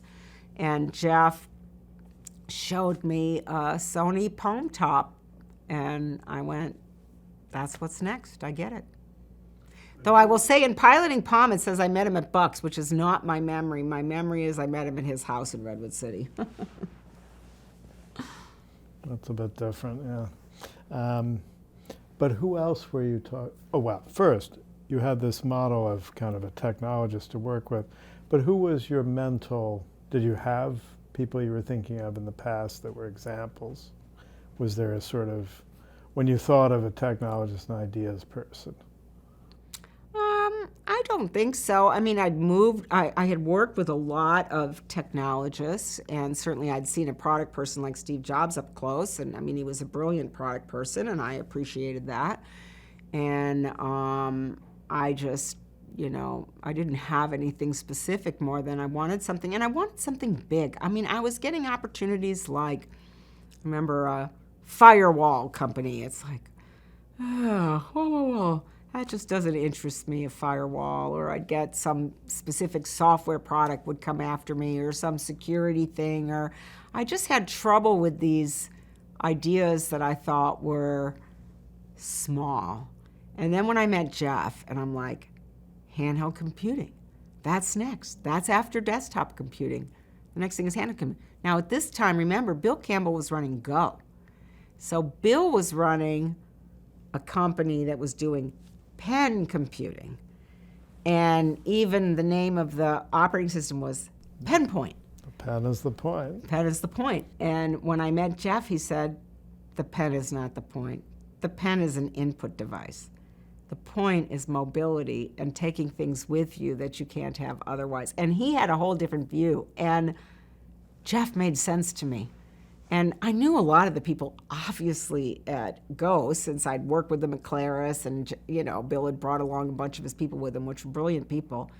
But I didn't think they were right. I just said, I think this guy Jeff's right, and I don't think those people who I love, I don't think they're right. Because you knew, you must have been exposed to some extent to, even though you were at Claris, the ideas around Newton and the Knowledge Navigator, that sort of interest. Well, there was the Knowledge back. Navigator, but Newton came later. Newton came after we were at Palm, and we were working on Palm. But they for were a few starting years. to, Yeah, maybe that was all secret. Yeah, that was all Okay. secret. I wasn't All right. aware of that stuff. Because, it seems like between General Magic, Go. That all came Knowl- later. I mean, That there all was- came when we were at Palm, though. Okay. Yeah, the one was Go. That was there for sure. Because Bill said, come work here.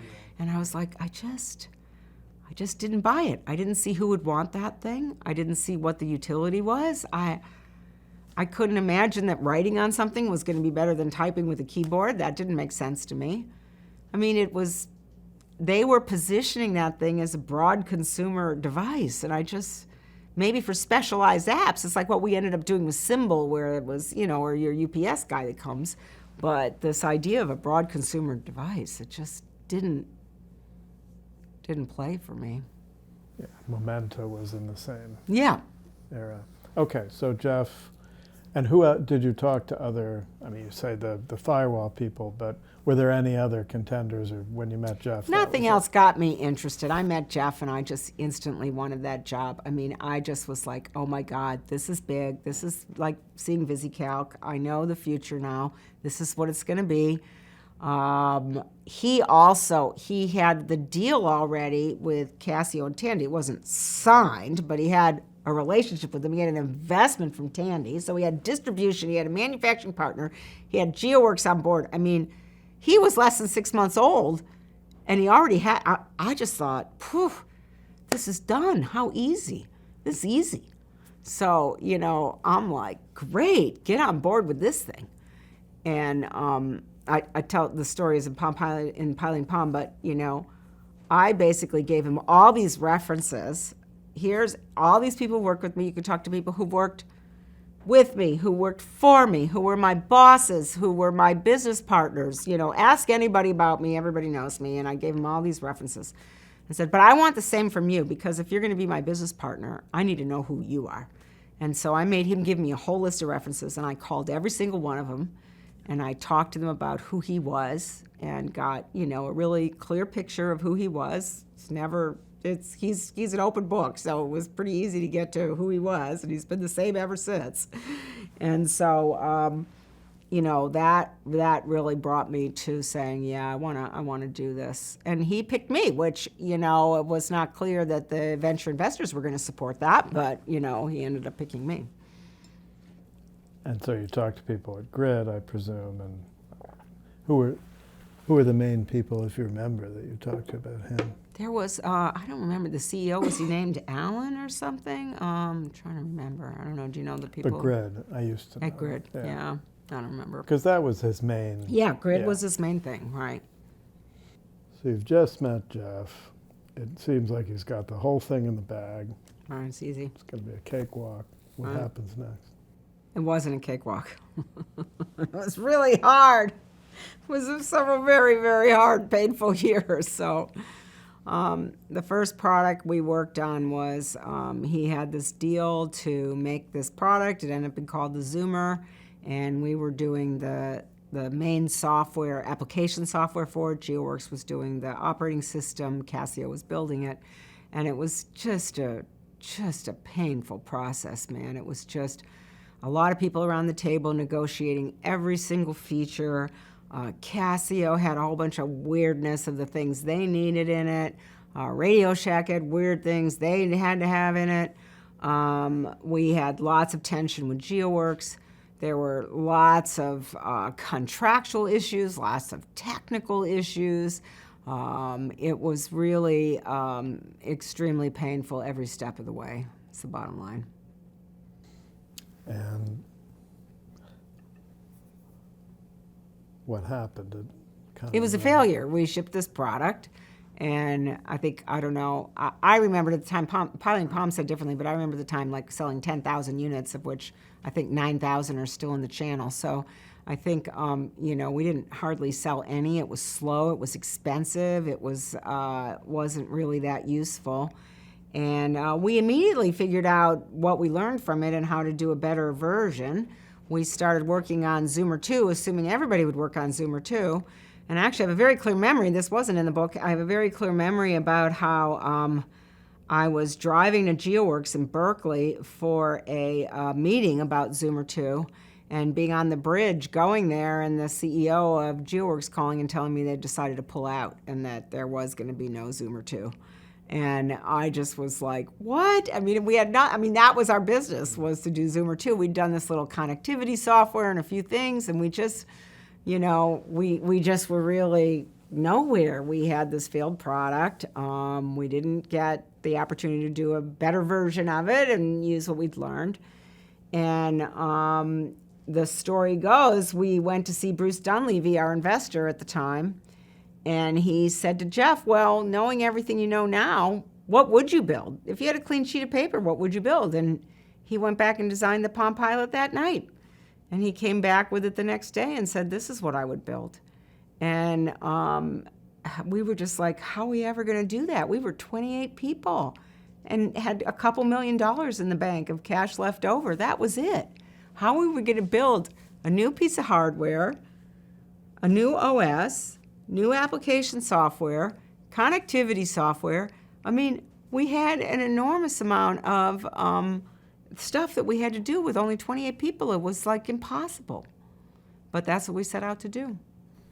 But GeoWorks had pulled out, or was it Well, Casio and Tandy, I think Casio pulled out, GeoWorks pulled out. I think I was thinking that we were going to go with GeoWorks to sell Casio on doing it, and they basically decided not to. But we'd had enormous tensions with Casio. With GeoWorks, one of the big problems with GeoWorks for us was that, besides the technical issues from my side on the contractual side, was that Casio had this notion in their head of a software budget for the product. So that meant that anybody in the software, it was a zero-sum game. So if we negotiated more money, it meant GeoWorks got less. And if we negotiated less, it meant GeoWorks got more. And this made it, so we were trying to negotiate with Casio for our, but in the end of the day, we were also having to negotiate with GeoWorks because it was all about who was going to split this one fixed amount in Casio's mind. So you were competitors while being partners. Yes. Right? And what was that budget, if you remember roughly? Oh, I don't remember what it was, but it was just, we were fighting over crumbs. And I remember at one point this Casio executive called me and he said, or somebody from Casio called me, Oyama-san would like to invite you to Japan. I'm like, I'm real busy. I don't want to go to Japan. Oyama-san would very much like you to come to Japan. I'm like, I really don't want to go to Japan. Finally, like, Oyama-san has bought your business class ticket. It leaves on Saturday. Please be at a meeting in Japan on Monday. It's like, I will see you soon in Japan. So, I go to Japan. I get to Oyama-san meeting, and it was all about, like, shaving 50 cents off our price. I mean, Casio was so focused on that and not focused on how to make a great product. I mean, that was not at all in their vocabulary or in their interests. It was all about costs. And so, I had to fly to Japan to have this conversation on it. It was just wild. Now, when you had become CEO, though, the company already had a name, there was a board of directors, the funding. Yes. But you put in place the employment plan and sort of formalized things. Yeah, I mean, it was a teeny company. I don't know what I was, number 9 or 10 in terms of employees, but we had to figure out how to grow the company. We had to figure out, what we could do inside, what we needed partners to help us do. I had to raise money. I was raising money, set up all the systems. There was a controller, but, how do we do reporting, run the board meetings? I mean, hire people. Yeah, I was doing all those things. Jeff was basically running the product and the product side, which is what I'd wanted. I'd looked for somebody like that where he would be the ultimate authority on the product and I would do all the rest of the stuff. And that worked smoothly. That worked great. That worked great. And when was the book Piloting Palm describes the moment when the first Zoomer arrived. And it was a huge letdown, right? Well, it was slow. I remember showing it to Jean-Louis Gasset and demonstrating it, and he said, and we were so used to talking over it. It was like whenever it was switching apps or something, we would just talk away and hope that people wouldn't notice. And I'd kind of forgotten how slow it was. And I remember him saying, Donna, it's slow. And I remember, no, not really. When you do this, it's like this. And then here's another app, and let's take a look at the calculator, blah, blah, blah. And he's like, Donna, stop. It's slow. And it's like, he's right. It's slow. It was slow. It was heavy. It was big. It was expensive. $700, whatever. It was not a success. So, but when you guys opened it and played with it, was it a surprise? Yeah, or not? Or you already knew it was? Well, I mean, we'd been working on the development systems and all, so we knew we were struggling with it. I mean, I think in Piloting Palm, they tell a whole story about it. It was an underpowered processor. We wanted a more powerful processor. So, Casio being so attuned to the dollars and cents was all about reducing costs, reducing costs, reducing costs. So that was the nature of the battle. Even with that, it ended up at $700. So it was pretty wild. So it wasn't a big surprise when it came. I mean, it was just more of the same. Yeah. And that was after the meeting when they called you to Japan. Yeah. Oh yeah, sure. Because that was in the development. I think the contract was signed like the day the thing shipped. We were negotiating that contract down to the very end, and we were to the very end where we were saying, you can't ship this product unless you have a license to our software. So we ended up having a little bit more power in the game because we were just like, we're done. And talk a little bit about the financing. So you were raising more money from several both more from the VCs, but also, there were 3 VCs at one point you brought in? Yeah, well, originally we had Sutter Hill and Benchmark. That was, Jeff had done that before I arrived. Those were the two VCs. And then we added these guys, New Tech, which was not a really well-known firm, but we had this meeting with them and they just fell in love and they were just so enthusiastic and they wanted to be a part of it. They kind of felt like, wow, this is the future too. Palm Computing is going to be the leader, So they got on board, which was great. They were very good, supportive investors. And then we had this opportunity with Credit Lyonnais, which is a French bank that put some money in, but they tried to renege on the deal. But I had a commitment letter from them. I mean, it was in French, but just so happened I could read French. So, I'm like, I have a commitment letter, and I'm going to hold you to this commitment letter. So you actually don't have an option here. I mean, I had to go that far because they tried to back out, but I managed to get the money from Credit Lyonnais. But I knew it was towards the end. I mean, at that time, the whole market was falling apart. The Zoomer had been a failure. The Newton had been a failure. Everything was failing right and left. Magic had failed. Everything had failed.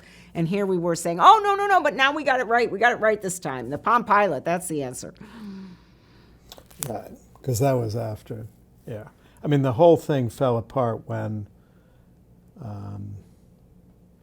92, the whole pen bubble sort of burst. Yeah. 93, really, right? Somewhere in there. Yeah. The CES with a sneak preview of Zoomer. General Magic was in that period. Yeah. Yeah.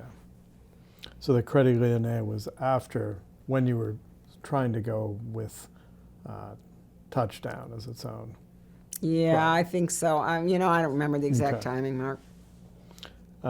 Because piloting Palm makes it sound like it was sort of a constant struggle to raise money. Constant, And yeah. that's- I mean, it wasn't a struggle. Well, the New Tech deal happened very quickly, so that one was easy. But later, we couldn't raise money. So once we went down the path, we got the Credit Lyonnais money. That was the last money we got. And then we tried to raise money, and I think we met with every VC in Silicon Valley about the pilot.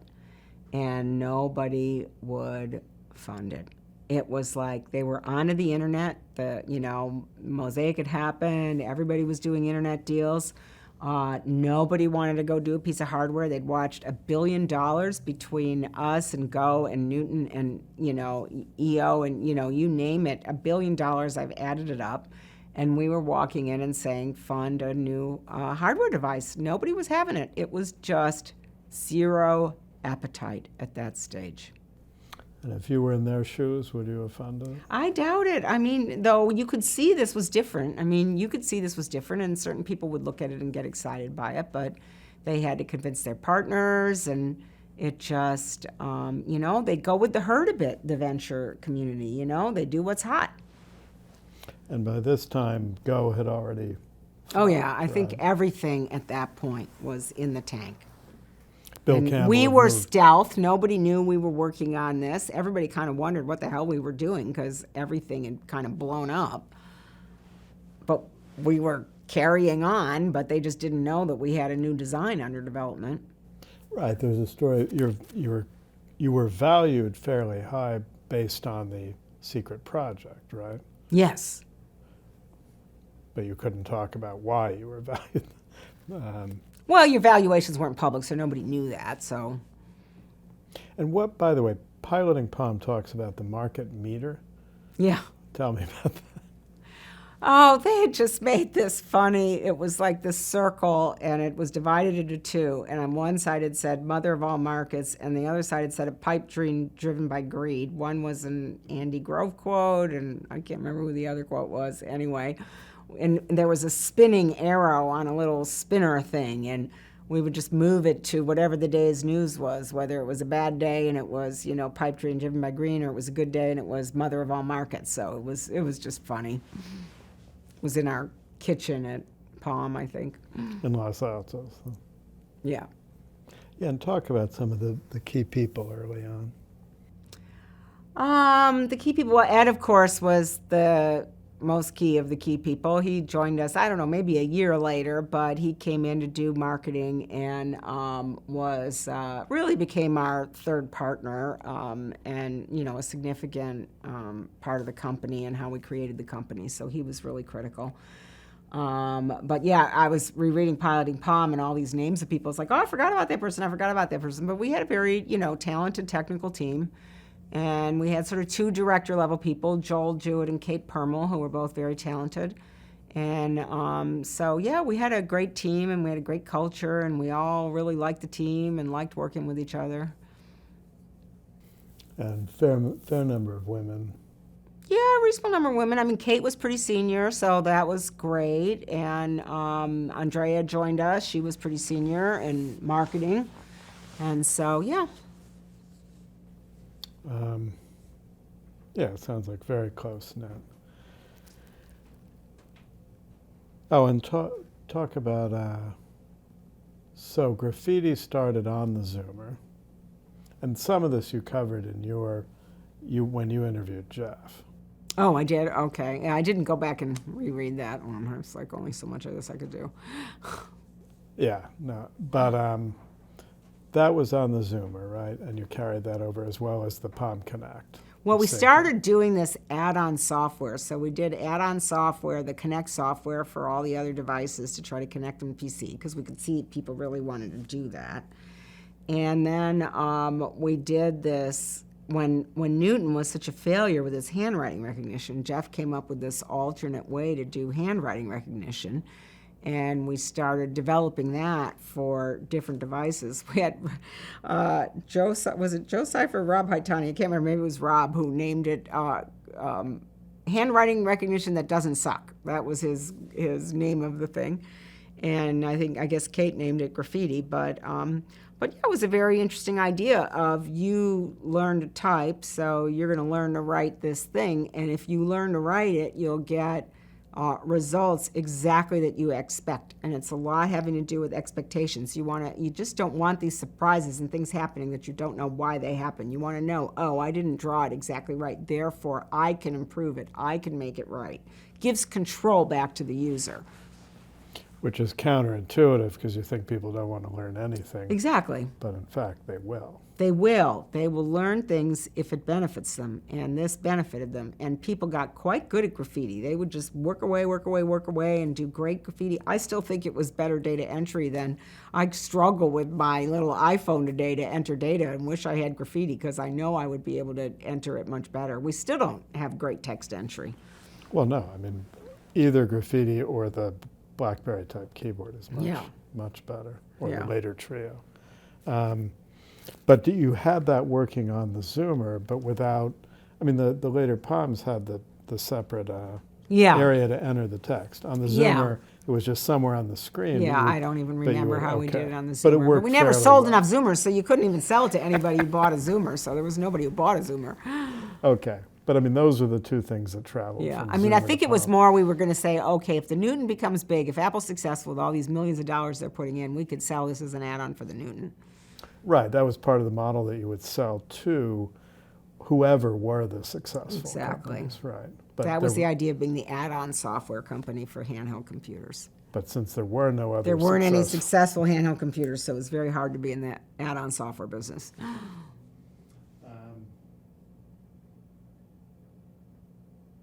So let's see. So you were talking about the challenge, Bruce Dunleavy saying, do it yourself, but you had none of the resources, basically. Well, we just didn't have the money and the people and anything to go create our own handheld computer. I mean, it was a really totally crazy idea. Totally crazy idea. Go build a handheld computer with 28 people. It just, made no sense, but we decided to do it. Did he realize how crazy it was? Oh, yeah. And, I mean, the thing that was unfortunate about Bruce is he wanted to stay independent, and after the whole USR deal happened, he came. I remember him sitting in my office saying, don't sell. It's like, Bruce, what is your alternative? Because he wasn't putting up money, because his partners wouldn't let him unless Sutter Hill went in. Sutter Hill was not putting up money. And so, we didn't have any investors. I'd knocked on every door in the Valley. I've got a great video about that. And everybody had told us no. So we'd tried to talk to strategics. We had this painful history of talking to strategics. Oh my God, I forgot all about it till I reread Piloting Palm last night. It's like, oh my God, the pain we went to with Motorola, with Compaq, with all these guys who we thought, These guys will want to be the leader in handheld computing. They could own handheld. Any one of those guys would have owned this whole space if they would have just partnered with us. And none of them could do it. It just really made me very skeptical about the ability of big companies to do innovative things. So, we didn't have an alternative. I just couldn't understand where Bruce was coming from. What is your alternative?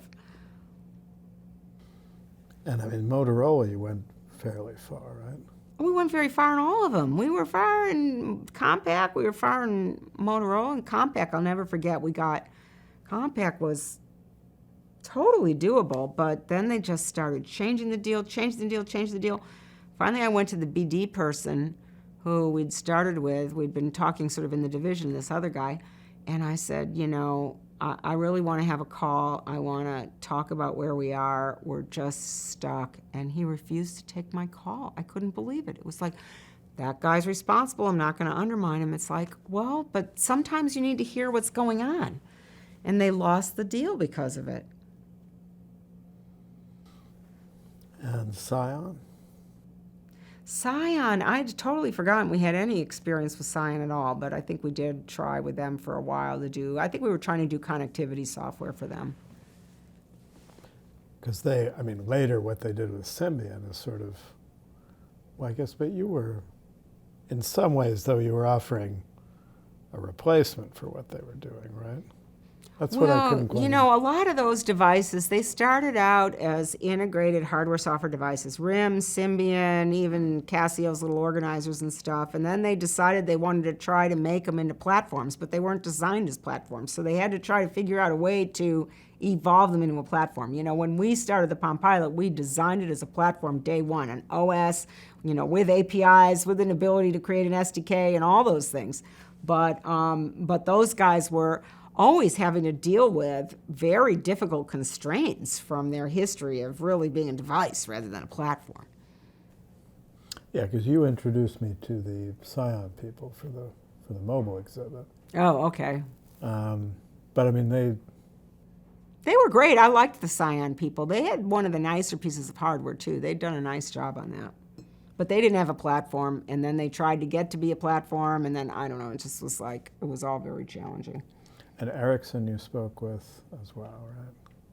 Yeah, I spoke with all of them. I spoke with Nokia. I remember going to Nokia.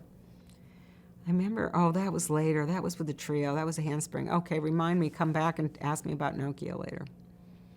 Because, it was too early for, Ericsson, that would have been more the Trio era. Yeah. As well as Nokia, I'm thinking. Right. But Jan Udenfeld, Nils Rydbeck, but that's more end of the 90s, early 2000s. Right. Okay. So anyway, you had the April Fool's joke saying it sold to GeoWorks. Oh yeah, I'd forgotten about that too. I'm glad you got me to reread the book, though it was kind of painful. Good.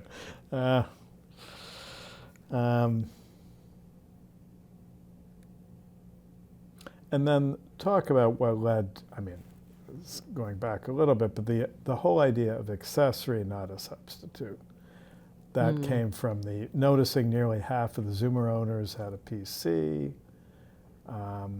according to piloting Palm, and sort of realizing that there was a niche that wasn't being met, that people didn't care about reproducing their PC. It wasn't really a niche. It was really a major redefinition of the category. It was the biggest thing. A lot of people would say, oh, it was graffiti that made it. No. It was the thing that made the Palm was redefining it as a PC accessory instead of as a standalone PC.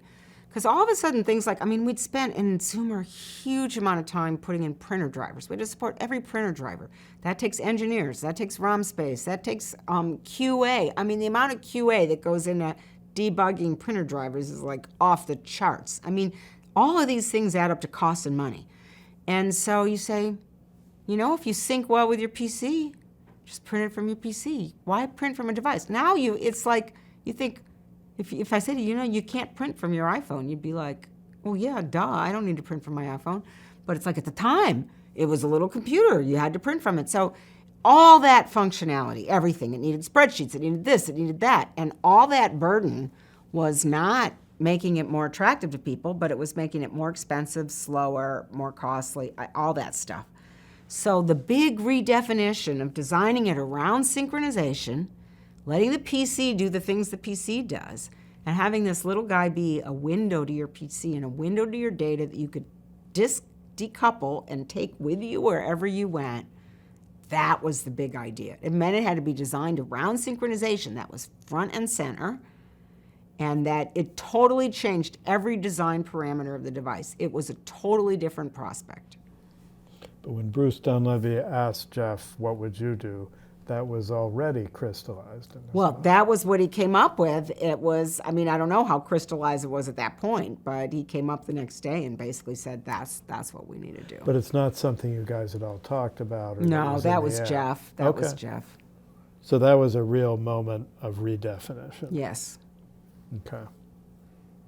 And he already had the basic design at that point? Yeah. He credited Walt a little bit, Walt Mossberg, because Walt had a column early on when we shipped Palm Connect for the Zoomer where he said, why is this an accessory? This should be included in every device. This is essential. And I think that was one of Jeff's aha moments to say, Walt is right. Yeah. And it started moving in the direction of seeing synchronization and PC communications as central. Remember, devices before didn't have that. You got your organizer, it was separate. You got your sign, it was separate. It had nothing to do with your computer. Yeah, when you interviewed Jeff, he mentioned that as being. Oh, really? One of the, yeah. Yeah. Yeah, the synchronization. I guess, yeah, it all follows for the. Scion was an example of one that was its own separate computer. Yeah, they all were. And some of that, though, was about Marc. When I talked to the Scion people, they said, but some of it's North America versus Europe. At the time, in Europe, most people did not have their own PC. They were very because expensive. they didn't have their own PCs, right. And they couldn't afford two, whereas North America by that period was already fairly high PC ownership. Right. That's possible. But that was not, you were just thinking, what would work? Credit Lyonnais. And then Rob Haitani, sounds like he was fairly critical. Rob was very important. He was really kind of a design guru for us of, designing all the screens and figuring out, how to make things happen, this whole business of how many taps does it take to do something, or the phone test of how do we make sure we can we beat somebody looking up a calendar appointment with their physical calendar the same as, can we do it the same on a device? That was like what we wanted to be as good as paper, not as good as the slowest other competitor device. We weren't competing with other devices. We were competing with paper. And were most of you using day timers and stuff? Yeah, everybody was using day timers, all sorts of different day timers. There were 50 different choices. Everybody had their favorite system. Everybody was using a day timer. I still have some of the little corner things you tear off, and and of course you covered in your interview with Jeff him walking around with the prototype and tapping in meetings. But did that amuse people? Was that Yeah, well, I would sit in a meeting with him, and he would take out an actual ink pen, and he would take notes on a piece of paper, like in graffiti, and he would be writing on top of it, and it would be a solid black block by the end. And people would look at me and say, what is he doing? And I would say, shh, he's inventing. It was so funny, the process. He would be imagining it. And he printed out, on the little prototype or the mock-up downstairs, there's a printout of software. He would print that out repeatedly, I take it, as he refined it. Though, he did it first. I don't know that he would do it over and over again, but he was just trying, and when he was trying to size the device, and he was trying to figure out, what its functions would be, and how big the screen would be, and all those things. And it was quite different than the equivalent in the Zoomer. Oh, totally different. No, but I'm saying like the same functions, like entering an appointment. It was much simpler. Much simpler. It all got much, much simpler. Okay. Well, we stripped out just a ton of stuff that we didn't need. We really tried to get to the essence. That was what Rob Haitani became famous for, calling it the Zen of Palm, of what is the essence? How do we get to the most important things that people want to do? And he did it in HyperCard, the book, Piloting Palm Talks. I think he just did the mock-up. He Okay. didn't do any. Right, but I mean for getting the look and Yeah. feel. Because Palm it has a very Apple-like look to something. Yeah. Yeah. I mean, there was plenty of influence. But Yeah, there was certainly, a lot of us had been at Apple and had admired the kind of design work that they did at Apple. And we worked with some outside suppliers who helped us on design, so,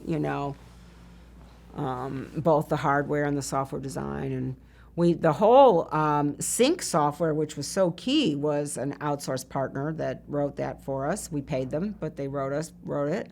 I don't remember their names, but the difference from that, from the Zoomer, in the Zoomer days, every single feature was negotiated with these 6 parties. In the Palm days, we decided and they implemented it. So it was not a negotiation with the outsourced partners. They were our, outsourced providers. We decided. It was all a singular vision, and it was Jeff making the final decisions and the team debating all the points and stuff. yeah, and Piloting Palm talks about you sort of assembling a virtual. I mean, you had the software people in-house for a number of things, but the desktop was outsourced. Right. You had outsourced manufacturing, obviously. I mean, tell me, and you had a lot of experience with this from Apple. I mean, so how did you think of that kind of virtual? Yeah, we had to use partners for just about everything. I guess we did a bit of the sync software inside. I should say that I should correct myself there, because I think that outsourced partner did a lot of the app work, but they did some of the sync work. But I know Chris Raff worked on a lot of the sync work on the device too and inside. But we had to go to an outsourced manufacturer. We went to Flextronics. Michael Marks was great to work with. He basically said, he was running Flextronics at the time, and he told me, I only take 2 startups a year, but I like what you're doing, and we'll sign you up. And that wasn't necessarily obvious that we would get somebody to support us. We had no money. I had no money to build this thing, and he knew it. So it was basically keeping us, working with me, with his engineers, proactively to make this manufacturable, assuming I was going to be able to get the money by the time it came to order the product. So he took a bet on us. I will never, stop being grateful to Michael Marks for taking a bet on us and saying, I don't know how they're going to pull it off, but I'm willing to bet on these people, because a lot of people wouldn't have done that, and we wouldn't have had a way to manufacture it. Yeah, Piloting Palm says you worked so closely with them, you were redesigning it based on what would work on their production line. Yeah, you have to design that way. You have to design for manufacturability. It's a very iterative process. And then also the custom, the memory chips. Well, in general, we had problems with components because we were trying to get components that were often on the older side. I mean, one of my favorite stories was the display, which is we went around trying to get people to sell us a display. Nobody wanted to sell us a display because they were all trying to make big displays. They were going upmarket. They wanted to do color displays and laptop displays and all this stuff. So finally, we came up with a brilliant idea. I don't know who, somebody in our supply chain group saying, well, who makes a smaller display than that? And they came up with the pager guys. So they went to the pager guys and said, now those are little displays. Would you like to sell a bigger display like that? And they're like, yes, that's more expensive. That's really great. And that's who we got to build the displays for us. But it wasn't obvious that we could find a display vendor because the big display vendors wanted nothing to do with us. They were not the least bit interested in a small monochrome display. They were interested in big color displays. So it was, every component was like that. Every single component was so hard to get. The memory was another one where the kind of memory we needed, wasn't in production anymore. We had to beg providers to sell us that kind of memory. But I would say many of the components were in the same boat. I mean, we had great people trying to work the supply chain to get the stuff we needed, and obviously Flextronics was helping us a lot too. And then the design firm also was. Yes, right. So talk about that. Or was that more Jeff? Yeah, that would have been more Jeff. I wasn't as involved in that. And the Sharp Bullet I don't think I fully, it mentioned in passing in Piloting Palm that you were adapting the Zoomer software for it, but then they passed. Well, was we some did a that- deal with Sharp to do a device for them. It was a little bigger than the Zoomer. It was more like an iPad sort of device, ironically enough. And, we had a deal with them to license them our software. I think it must have been a GeoWorks deal because it was the same as the Zoomer software, so it would have been running GeoWorks. And we were going to have to reformat for the screen. We did a lot of work on it. And in the end of the day, they decided not to ship it, so it ended up not being really anything. So just a waste of your PT-1000, is that what it resources. was called? I can't remember. Yeah, it was. We had a lot of dead ends. There's one, I'm sure there's one here at the museum. I'm sure I gave them one. That sounds familiar. Yeah.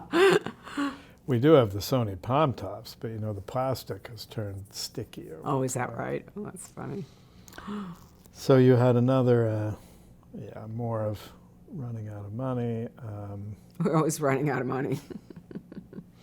But Jeff was absolutely firm on the $300 maximum, the $299. Yeah. Where did that come from? Well, a little bit of that came from Tandy. Tandy had told us when we were trying to sell the Zoomer, they said, look, the best two price points are $199 is the best one and $299 is the second best one. And the reason was because lower price than that, you sell a lot of units, but you don't make much per unit. Higher price than that, you don't sell a lot of units. And they had what they called, at $499, they called it the two-spouse decision. You don't want to be over $499. That's a two-spouse decision. You want to avoid the two-spouse decision like crazy. So $199 and $299 were kind of their sweet spots of pricey enough that you could make a decent amount per device, but not so pricey that it hit the two-spouse decision. But still you could get reasonable volume. And that was, they taught us that in those years. We didn't make it with the Zoomer. We were at $600 or $700, whatever we didn't make any of those parameters. And we decided they were right. So that's a little bit how we came up with it. But we struggled to get to the $299. What we ended up doing, which I don't think was in the book, but what we ended up doing, which was I thought quite brilliant, was that we basically came out with two price points, two different memory configs. So we had a $299 and a $369 or $379 or something that was the bigger memory thing. And we were much more comfortable on the margin on the higher one, the lower one, because the cost of the memory wasn't that different. So that really met our goals on the margin, which it really wasn't a very profitable product at the $299. But we figured that enough people that the blended margin would be okay. And in fact, that's what happened. So we could advertise $299, but 2/3 of the people would buy the $369 and only 1/3 the $299, and the blended margins were fine. Yeah, it was a gateway in a sense. It was a good strategy, and then we pretty much always did that after that, tried to have a multi-tier strategy and have a low price point for those who needed to get in at a lower price point, but then have more sort of capability at a higher price point, a higher margin. And the backlight sounds, I was a little surprised that was such an issue several times, but leaving it out of the initial one and then putting it in. Yeah, you can understand how leaving it out made sense because it was cost, it was memory drain, it was power. Casio was wild about this battery life issue. It's like they cared more about that than any functionality, and I will never forget their launch of the Zoomer that we'd worked so hard on, and the first slide that came up, all it said was 100 hours battery life. That was it. That was their biggest selling feature, and we couldn't believe it. So, it's really funny now when you think about it, how we just are in automatic charging mode. We don't even think about the fact that we have to charge it every night, but at the time that was verboten. So they cared enormously about that. But, the problem was if you were trying to read your calendar in your car at night, you couldn't read it. So it was a pretty big need. And the backlight would be with the same display, so it'd be good in the sun, but also at night. Yeah. Unlike today, where they're terrible in the sun. Yeah, but you had a whole different technology at the time. You just couldn't see it. But with a backlight, you had full range. Talked about most. The keyboard backup plan, I guess. We have it on display downstairs that you weren't sure that graffiti would sell, so you had the mock-up with a keyboard. Oh, right. Yeah, I think we were always worried about graffiti, but, we ended up doing a keyboard version. And I think what happened was RIM showed that a small keyboard could work, a small physical keyboard could work. And I think we took lessons from that and said, okay, There was actually a lawsuit. RIM sued us after we came up with a keyboard. But that's later on the trio. Yeah, that's right? the trio. But I That's mean, you right. had for the pilot, we Yeah. have downstairs mock-up. You never built an actual Right. gizmo, Yeah. but that had like a BlackBerry style keyboard. Yeah. So that was kind of the Yeah, we secret. tested it, and people weren't crazy about it, so we ended up sticking with graffiti. People loved graffiti. I mean, graffiti was quite popular. So who were the doubter? Who was enough of a doubter to actually think of the keyboard backup? Jeff, Well, or- you had to learn graffiti. So the question was always, are people going to be willing to train themselves and learn graffiti? And the book tells a story about Chris, and he wrote a game that was about learning graffiti. But that was the big question: are people going to invest their time in learning it? And the more time went on, the less likely that people were going to do that. The early adopters, they were fine. They were totally fine investing their time in it. I remember when I learned it, and it seemed remarkably easy, but the idea yeah. seemed insane Yeah. to learn a new way to write. I know. But then it actually proved to be pretty easy Yeah. and reliable. So, I mean, any other major things before you were starting to look for a buyer to raise the money? I mean, we weren't looking for a buyer. We were looking for an investor. So we were talking it was clear the venture community couldn't invest in us, but maybe a company like a Compact Motorola or US Robotics could invest in us. So we were really looking at strategic investments. That was the focus. That's how we approached USR about strategic investment. True, because they were going to build a modem, though, that's Well, where I was a little unclear in the book. You were not thinking of connectivity that early. Why were you talking to them about a modem? Yeah, we were talking about hooking up all sorts of things to this. Sure, people wanted to communicate with this, so we could hook up, plug it into a modem. Yeah, we were talking to that megahertz division about the modem. But that would have been their own product. Yeah, that would have been their own Okay, product. Exactly. But Just like wanna we had a make- developer community, and they would be part of our developer community to build a modem that worked on our product. Okay. And then maybe finish this part with Jeff, the decision about ordering the plastic case at a thickness that you had to meet. Oh, that you yeah. had. So, and you approved that, right? Well, I was out of town, and I remember getting this frantic call from him that says, we've got to put the plastics for the casing into production. It's a $500,000 decision, and we can't quite fit the components in, but everybody wants to make it bigger, and I don't want to make it bigger. And I want to know what I should do. And I said, well, what are the options? And he said, well, I've got 5 different ways I think I can fit this in. And so I said, well, one of those 5 will work. Let's go for it. And I'm like, I don't know what I would have said if he would have said, I got one idea. I might have said, let's wait. Let's wait and see. We could have just delayed day for day for him to try these things out, but we were then going to be late, right? So we were trying to stay on schedule. And this was to save a millimeter, Yeah. something like that. Yeah, Jeff was very keen on, getting the product parameters the way he wanted them. He got a very clear vision, and he just kept executing to that vision, which is one reason it was successful. Great. So let's pause there. We'll come back to the Good. ramp up to the Yeah. launch and the purchase. So jumping ahead to looking back, even though we haven't gotten. But okay, so give me one fear, one hope, and one prediction Ah, for a decade from now. oh my gosh, I don't know that I can do any of those. These are general or industry? What's the... Well, I mean, I would choose one of the industries you've been in. So either mobile in some form, AI now.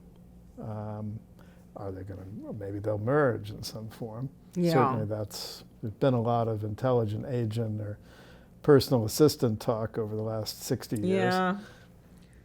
I don't know. I don't have that many fears about it. I generally am this optimist that I think the technology is good. I guess my biggest fear is, can government figure out how to regulate this stuff in a sensible way, because they're always lagging far behind and they just don't know how to do it and they get confused. And I think it's very hard to understand stuff in order to do smart regulation, so they could easily make mistakes and overregulate or underregulate, or, that's probably what I would say my fear is. What were the other categories? Hope. Hope. I'm an optimist, so I continue to think that there's just a ton of value we can bring in technology to improve people's lives, to address climate change, to address income inequality. I mean, massive opportunities to help educate people who don't have access to an education. I mean, there's just, I'm basically feeling that technology still has many solutions that it can offer in the future. And a prediction. I don't have any predictions. By the way, it made me wonder though, when you were in high school and feeling maybe not as connected, I mean, do you think for kids in that kind of situation today, connectivity devices can be transformative? Is that, I mean, do you wish you had had access to? They really do seem to have pros and cons, right? I mean, there's clearly more access to information, but there's clearly more people feeling bad about themselves, young people, and comparing themselves to other people and not having the sort of same self-confidence. And so, I think every technology has potential downsides that need to be managed by the community and the users. So that's sort of, there's two sides to that coin, I think. And what advice would you give to young people, particularly young women who are interested in technology or business? I don't know that my advice for women would be any different than men. I mean, I think it would be the same. I would say, first, I tell young people a lot to do something in sales early in their career. You're always selling. If you're a CEO, you're selling your ideas. I was selling investors. I was selling employees to join. It's like not just salespeople are selling. Everybody's selling all the time. And to get that early experience I had in the bank, which was effectively sales, was just huge for me in terms of understanding that and learning communication skills and learning writing skills and presentation skills. And I don't care what your job is. I tell people, get an early experience selling and you will be better no matter what you do later. So that's one thing.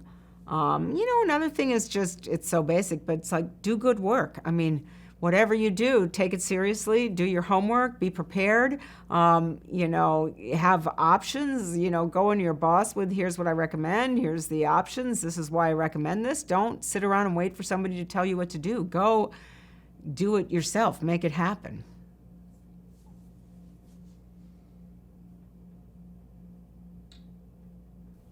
What inspires you? Great products inspire me. I love it when people build beautiful things.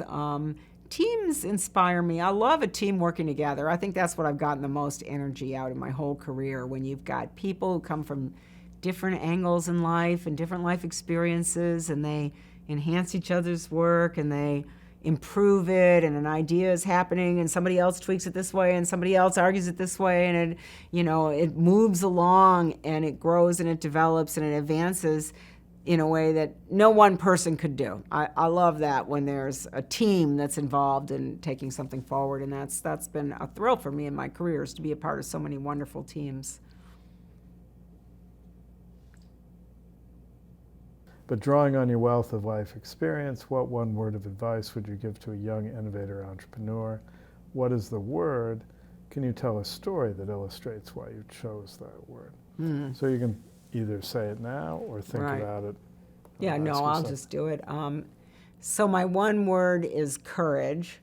I feel like things are hard to do if they're new, man.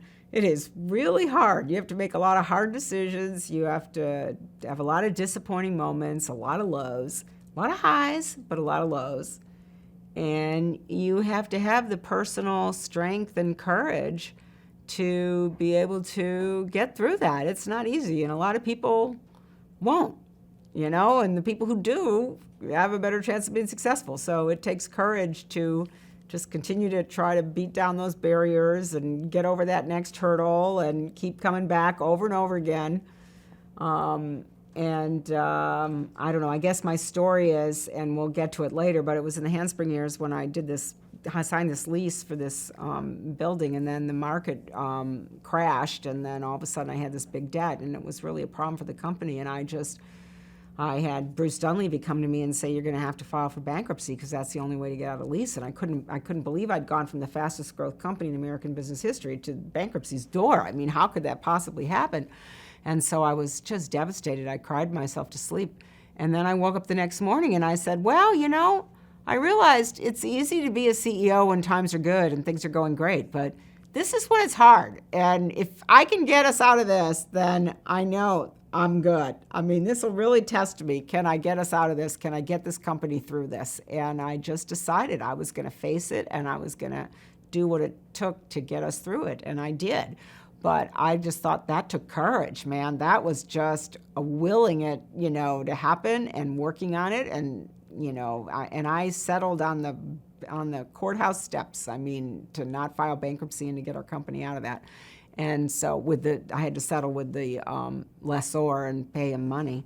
And it was, really, really hard. But I just realized that was sort of the moment where I realized, you need some degree of personal strength to be able to do this. And that's what really counts.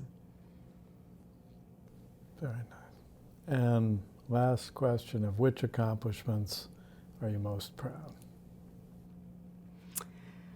Well, I mean, I've had a career that has spanned 4 major revolutions in computing: handheld computing, first desktop computing, handheld computing, smartphones, and now intelligent computing. I've been at the forefront of every major revolution in the past 40 years and have helped make those things happen. And, what a thrill it's been to have a career that's been so much about creating new things. I mean, that's what my career has been about. It's been really hard, but it's been, very rewarding to bring new value to people's lives and give them tools that can help them do things that they couldn't otherwise do. And, I feel very proud of having done that.